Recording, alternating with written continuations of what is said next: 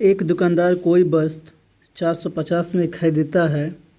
वह उस पर क्रय मूल्य से 20% अधिक अंकित करता है। उस द्वारा दी गई प्रतिशत छूट ज्ञात कीजिए। यदि वह वस्तु को 496.80 पैसे में बेचे तो। जब एक दुकानदार कोई वस्तु 450 में खरीदता है और क्रय मूल्य से 20% अधिक अंकित करता है। कितना अंकित करता है? 20% अधिक क्रय मूल्य से। तो 20% का फ्रैक्शन निकालेंगे, 1/5 होगा। अगर वस्तु का क्रय मूल्य 450 है तो अंकित मूल्य कितना होगा? 20% अधिक है। 20% अधिक है तो 450 का 20% अधिक करेंगे तो 5 यूनिट कितना है? 100 को शो करता है, एक 100 को शो करता है और 1 यूनिट क्या है? 20 को। यानी कि 6/5 जो होगा, 6/5 कितना होगा? 20% अधिक होगा। तो 450 का 6/5 निकालेंगे तो कितना होगा? 5 से 450 को कैंसिल आउट करेंगे, 90 होगा। और 90 में 6 का गुना कराएंगे तो कितना हो जाएगा? 540 रुपये। जब किसी वस्तु का मार्क प्राइस 540 है और वह वस्तु कितने में बेची जा रही है? 496 रुपये में, तो कितने का छूट हुआ? तो जब मार्क प्राइस कितना है? 540 और बेची कितने में जा रही है? और बस 496.80 रुपये में, तो कितने रुपये अधिक अंकित हुआ? तो 43.20। कितना? 43.20 रुपये अधिक अंकित हुआ। तो इसका मतलब ये हुआ कि 540 पे 43.20 रुपये का छूट दिया तो वह वस्तु 496.80 में बिक गई। तो छूट का प्रतिशत हम निकालेंगे। छूट का प्रतिशत जब निकालेंगे कितना होगा?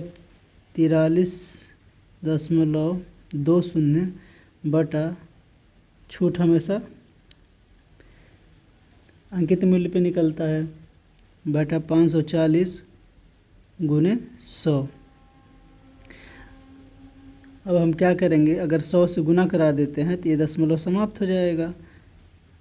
1 शून्य से 1 शून्य कैंसिल करेंगे और 8 से कैंसिल करेंगे तो 432 हो जाएगा। तो 8% आ जाएगा। इस प्रश्न का ऑप्शन नंबर ए सही होगा। वह दुकानदार 8% का छूट दे रहा है तो वह वस्तु 496.80 में बिकेगा। आप अगला प्रश्न देखें।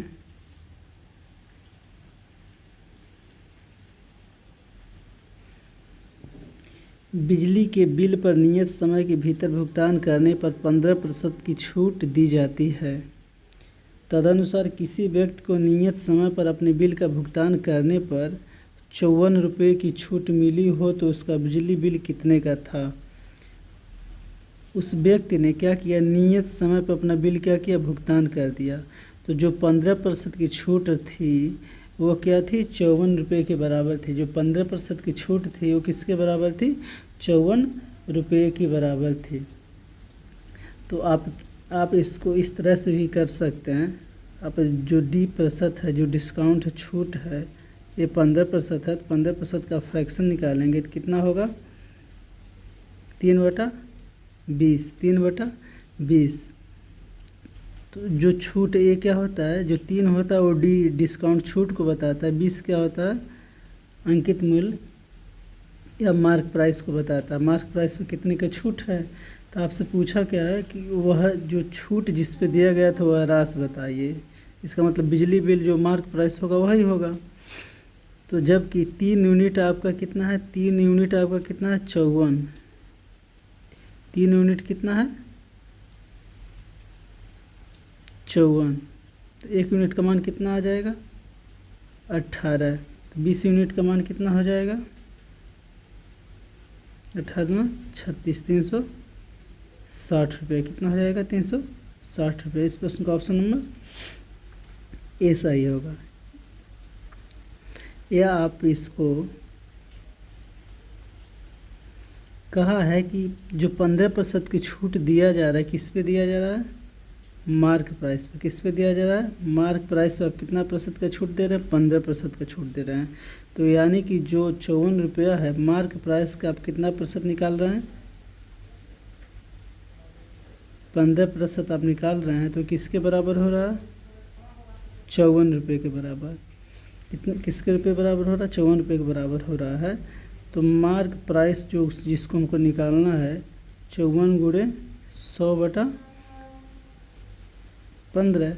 तो आप 5 से कैंसिल आउट करेंगे तो यहाँ 20 होगा, इसको 5 से कैंसिल आउट करेंगे तो 3 होगा, और 3 से 54 को कैंसिल आउट करेंगे तो 18 होगा। तब भी इसका मान 360 रुपया आ जाएगा। तो आप फ्रैक्शन करके निकालें या मार्क प्राइस को इस डिस्काउंट के बराबर, मार्क प्राइस पर 15% की छूट देकर डिस्काउंट के बराबर मान करके आप निकालेंगे, तब भी इसका मान 360 आएगा। आप अगला प्रश्न देखें।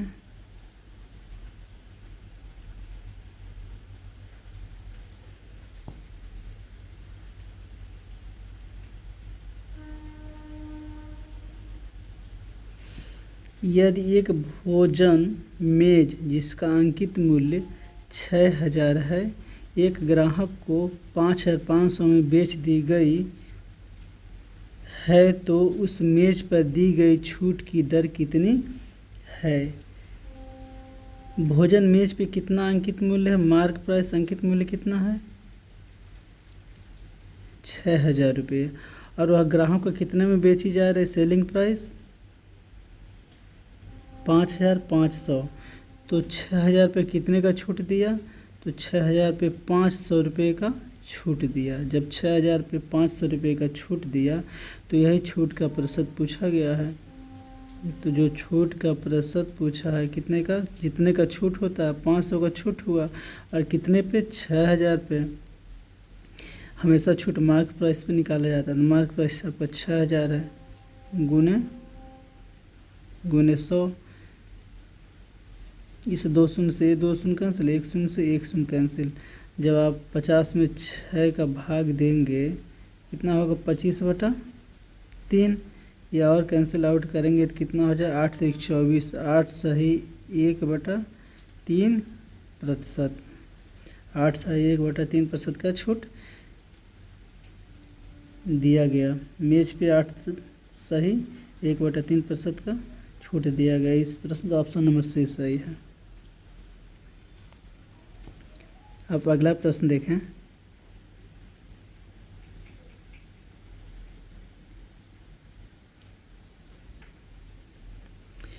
एक खिलौना गाड़ी पर 400 रुपये मूल्य अंकित है और गणेश पूजा के दौरान उसे 8% छूट पर बेचा गया।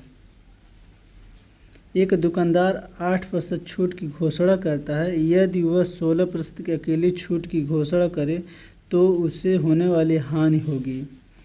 यहाँ देखिए, जो अंकित मूल्य है आपका 400 रुपये, गणेश पूजा के दौरान वह 8% छूट तो दे रहा है, लेकिन वह दुकानदार 8% छूट का और घोषणा करता है, यानी 2 बार 8% का छूट देता है। 2 बार 8% का छूट देने की घोषणा करता है। तो कह रहा है कि अगर वह अकेला 8 जोड़ करके 16% छूट देने की घोषणा करे तो उसको होने वाली हानि क्या होगा? तो जब आप अलग अलग आपको छूट 2 छूट दिया रहता है तो आपको जो परिणामी छूट होता है उसको कैसे निकालते हैं, इसके लिए आपको फार्मूला बताया गया था। डी जो प्रतिशत होता है x धन y ऋण xy/100।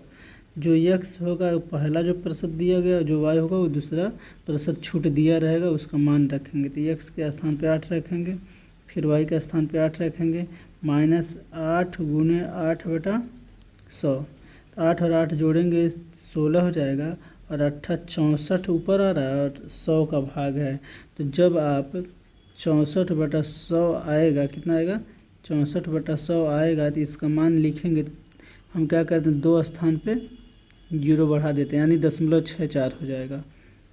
कितना हो जाएगा, 0.64 हो जाएगा।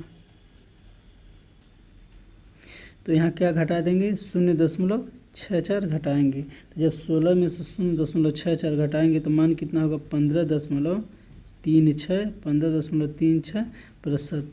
जो परिणामी छूट होगा वो कितना होगा, 2 छूट के बराबर कितना होगा, 15.36%, या समतुल्य छूट कहते हैं, समतुल्य बट्टा जो निकालते हैं वो कितना आ रहा है, 15.63%। जबकि दुकानदार कह रहा है कि अगर वो अकेले छूट कितना का दे रहा हो, अगर वो अकेले छूट 16% के देने की घोषणा करे तो कितने का हानि हो रहा है। तो यहाँ आप देख रहे हैं कि अगर वह है, हानि किसको हो रहा है, हानि इस व्यापारी को हो रहा है। 2 छूट दे रहा है तो उसे कितने का छूट देना पड़ रहा है, 15.36 का। जबकि इकट्ठा छूट दे रहा है तो 16 देना पड़ जा रहा है। तो उसका हानि कितना प्रतिशत को हो रहा है, 0.64% का। जब हम 16 में से 15.36 घटाएंगे तो क्या आएगा, 0.64% का इसको क्या हो रहा है, घाटा हो रहा है। और जब हम 0.64% का फ्रैक्शन निकालते हैं, जितने का घाटा हो रहा है, जितने का हानि हो रहा है, हानि का जो प्रतिशत है कितना है, 0.64%। इसका हम फ्रैक्शन निकालेंगे तो कितना होगा, 64/64 कितना होगा, 10,000। क्योंकि अगर 2 स्थान पे दशमलव नहीं रहता तो आप लिखते हैं 64/100, जबकि 2 स्थान पे दशमलव है तो नीचे आपका 1,000, 200 और बढ़ जाएगा तो 10,000 हो जाएगा। 10,000 के बराबर आपको पता है कि जो भी फ्रैक्शन रहता है उसके नीचे का मान क्या होता है, अंकित मूल्य होता है। अंकित मूल्य के बराबर आपका कितना दिया हुआ है, 400 दिया है। तो आप 2 शून्य से 2 शून्य कैंसिल आउट करेंगे और 1 का मान निकालेंगे तो कितना, 4/100 आ जाएगा। तो 2 स्थान पर दशमलव है तो 0.04 रुपये हो जाएगा। 1 यूनिट का मान कितना होगा, 0.04 रुपये हो जाएगा। तो जब 1 यूनिट का मान 0.04 है तो 64 यूनिट का मान आप निकालेंगे। तो 64 यूनिट का मान निकालेंगे, इसमें आप गुना कराएंगे 0.04 का, तो इसका मान आएगा 4 चौको 16 हो जाएगा। कितना आ जाएगा, 4 चौको 16, 1 शेष है और 6 चौको 24 1 25, 6 चौको 24 1 25 और 2 स्थान पे दशमलव है तो यहाँ 2 स्थान पे दशमलव आ जाएगा। मान कितना आ रहा है, 2.56 रुपये। कितना आ रहा है, 2.56 रुपये। तो इस प्रश्न का ऑप्शन नंबर, एक दुकानदार अपनी वस्तुओं पर उनके क्रय मूल्य से 40% अधिक अंकित करता है। वह अपनी 3/4 वस्तुओं का विक्रय इस मूल्य पर कर लेता है और वह क्या करता है, शेष वस्तुओं का 40% छूट पर करता है। यह मान कर कि दुकानदार ने जितनी वस्तुएं क्रय की उन सभी का विक्रय कर दिया है, पूरे सौदे पर उसकी हानि या लाभ प्रतिशत के रूप में ज्ञात कीजिए। तो वह क्या करता है, दुकानदार अपने सभी वस्तुओं पर क्रय मूल्य से 40% अधिक अंकित करता है। तो 40% का फ्रैक्शन निकालेंगे तो 2/5 होगा। जब अधिक अंकित करता है तो इसका मतलब है कि हम जब अधिक या कम का बात करें तो वो क्रय मूल्य पे निकाल रहा है। तो क्रय मूल्य, अगर किसी वस्तु का CP अगर 5 है और उससे 40% अधिक अंकित करता है तो उसका मार्क प्राइस कितना होगा, 5 से 7 हो जाएगा। क्या हो जाएगा, 5 से 7 हो जाएगा। जबकि कह रहा है कि वो कुछ शेष वस्तुओं पर 40% की छूट देता है। तो हम मान लेते हैं कि वो जो शेष वस्तुएं हैं उस पर कितना का छूट दे रहा है, 40%। 40% का फ्रैक्शन निकालेंगे तो 2/5 होगा। तो जो छूट देता है हमेशा मार्क प्राइस पे देता है। हमेशा किस पे देता है, मार्क प्राइस पे। यानी कि 5 यूनिट आपका मार्क प्राइस है और जो बेच रहा है, क्योंकि छूट देने के बाद जो सेलिंग प्राइस होता है उसका मान होता है। तो 5 पे उसने क्या कर रहा है, 5 पे उसने 2 का छूट दे रहा है। तो जो सेलिंग प्राइस होगा 3 का होगा। हम पूरे इक्वेशन को जब बैलेंस करेंगे तो आप क्या करेंगे, आप क्या करेंगे, इस मान में आप 5 का गुना कराएंगे और इस मान में आप किसका गुना कराएंगे, 7 का गुना कराएंगे तो इक्वेशन बैलेंस हो जाएगा। तो यहाँ क्या हो रहा है, यहाँ आप देख पा रहे हैं 25 यूनिट आपका सीपी क्रय मूल्य है और 35 यूनिट आपका क्या है, अंकित मूल्य है और 21 यूनिट क्या है आपका एसपी या सेलिंग प्राइस है।